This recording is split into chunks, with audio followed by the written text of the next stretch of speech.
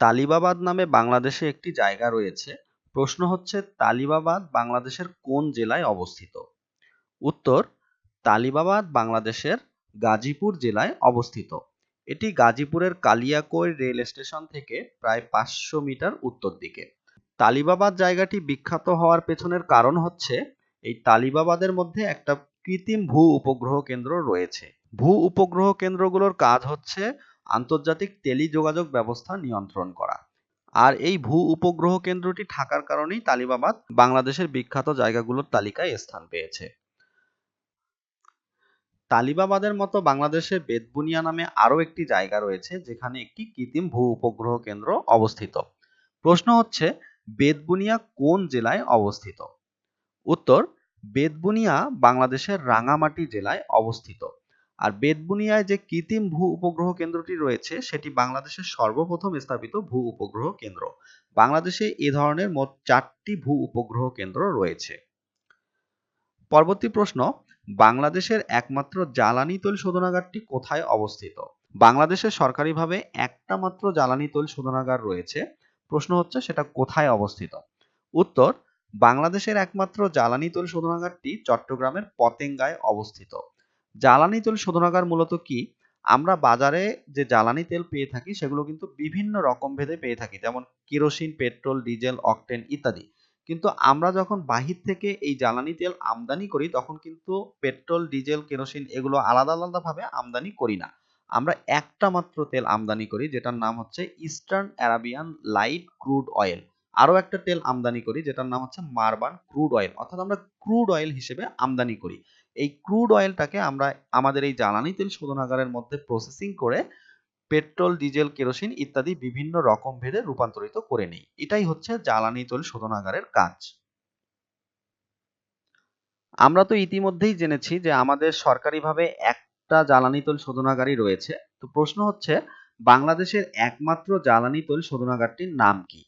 তো এর উত্তর হচ্ছে, বাংলাদেশের একমাত্র জ্বালানি তেল শোধনাগারটির নাম eastern refinery limited. Eastern refinery limited. পরবর্তী প্রশ্ন, বাংলাদেশের একমাত্র অস্ত্র তৈরির কারখানাটি কোথায় অবস্থিত? এর উত্তর হচ্ছে, বাংলাদেশের একমাত্র অস্ত্র তৈরির কারখানাটি গাজীপুরে অবস্থিত, যেটাকে বাংলাদেশ সমরাস্ত্র কারখানা বলা হয়ে থাকে। পরবর্তী প্রশ্ন, বাংলাদেশের একমাত্র অস্ত্র তৈরির কারখানাটি কবে থেকে উৎপাদন শুরু করে এবং কবে কি কারণে বন্ধ হয়ে যায়? অর্থাৎ উৎপাদন শুরু করার কিছুদিন পরে এটা বন্ধ হয়ে গিয়েছিল।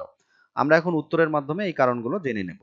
প্রথমে বলি, কবে থেকে অস্ত্র তৈরির কারখানাটি উৎপাদন শুরু করেছিল?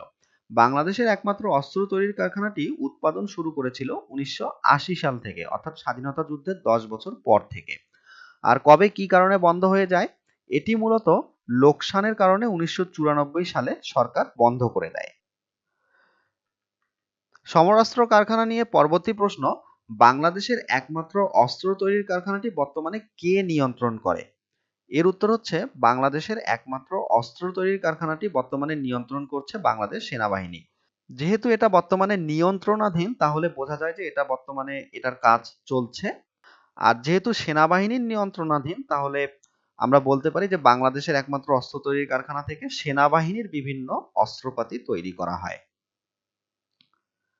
পরবর্তী প্রশ্ন, বাংলাদেশ মেশিন টুলস কারখানাটি কোথায় অবস্থিত? উত্তর, বাংলাদেশ মেশিন টুলস কারখানাটি গাজীপুরে অবস্থিত।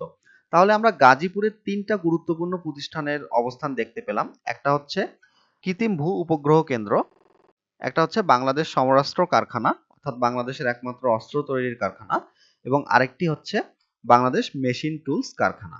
এই 3টা গুরুত্বপূর্ণ প্রতিষ্ঠানের অবস্থান হচ্ছে গাজীপুরে।